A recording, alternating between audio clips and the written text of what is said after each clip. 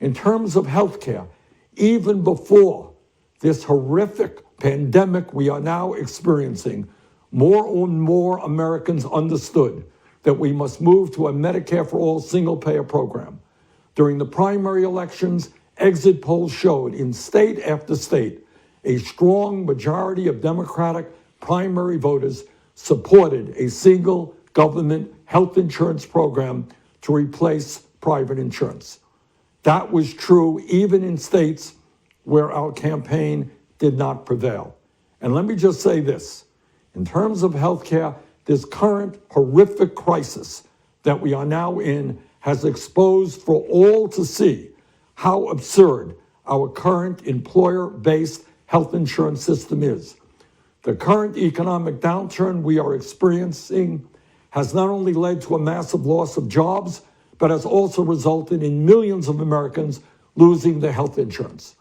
While Americans have been told over and over again how wonderful our employer-based private insurance system is, those claims sound very hollow today as a growing number of unemployed workers struggle with how they can afford to go to the doctor or not go bankrupt with a huge hospital bill. We have always believed that healthcare must be considered as a human right, not an employee benefit, and we are right. Please also appreciate that not only are we winning the struggle ideologically, we are also winning it generationally. The future of our country rests with young people.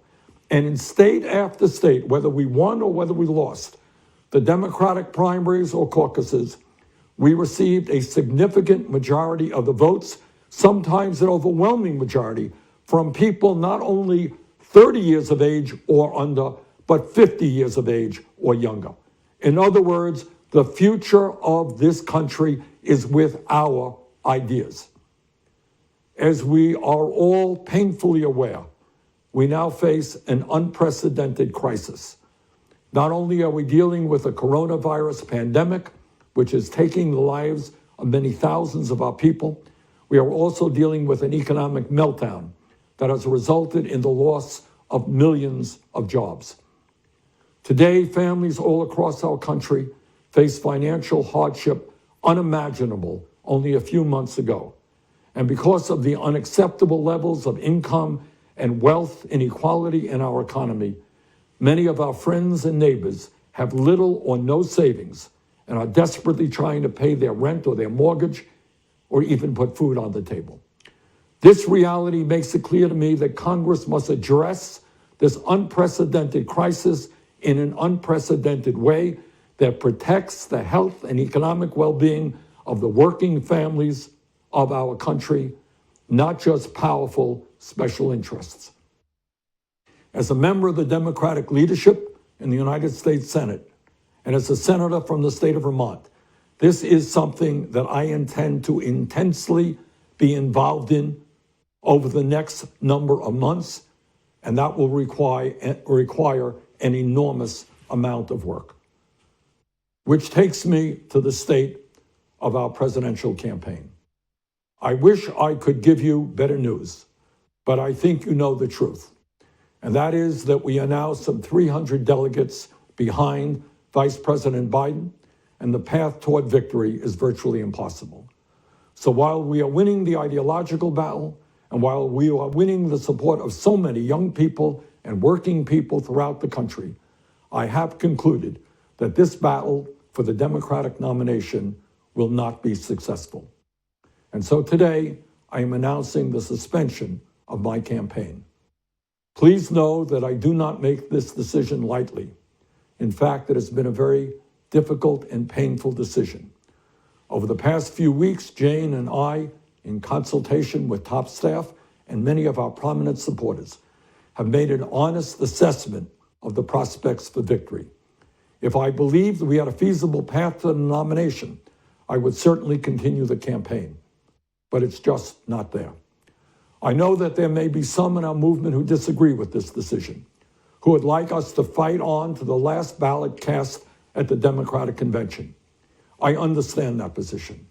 But as I see the crisis gripping the nation, exacerbated by a president unwilling or unable to provide any kind of credible leadership, and the work that needs to be done to protect people in this most desperate hour, I cannot in good conscience continue to mount a campaign that cannot win and which would interfere with the important work required of all of us in this difficult hour.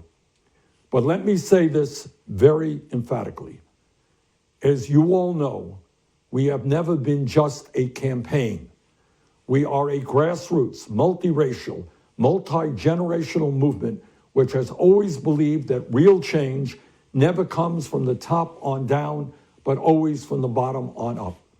We have taken on Wall Street, the insurance companies, the drug companies, the fossil fuel industry, the military-industrial complex, the prison industrial complex, and the greed of the entire corporate elite. That struggle continues. While this campaign is coming to an end, our movement is not. Dr. Martin Luther King Jr. reminded us that, quote, "The arc of the moral universe is long, but it bends toward justice," end quote.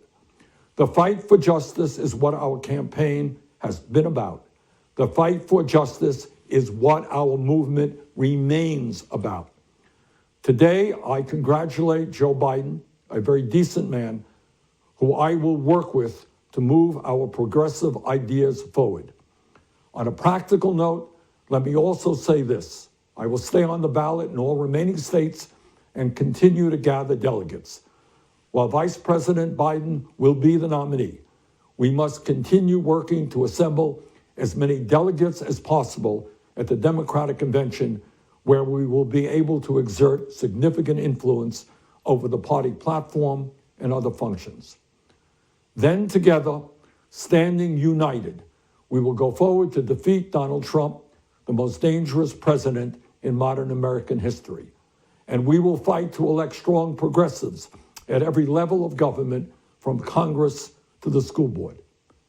As I hope all of you know, this race has never been about me.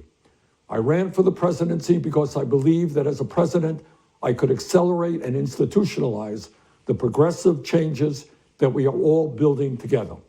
And if we keep organizing and fighting, I have no doubt but that is exactly what will happen. While the path may be slower now, we will change this nation and, with like-minded friends around the globe, change the entire world. On a very personal note, speaking for Jane, myself, and our entire family, we will always carry in our hearts the memory of the extraordinary people we have met across this country. We often hear about the beauty of America, and this country is incredibly beautiful. But to me, the beauty I will remember most is in the faces of the people we have met from one corner of this nation to the other. The compassion, love, and decency I have seen in them makes me so hopeful for our future. It also makes me more determined than ever to work to create a nation that reflects those values and lifts up all of our people. Please stay in this fight with me. Let us go forward together. The struggle continues. Thank you all very much.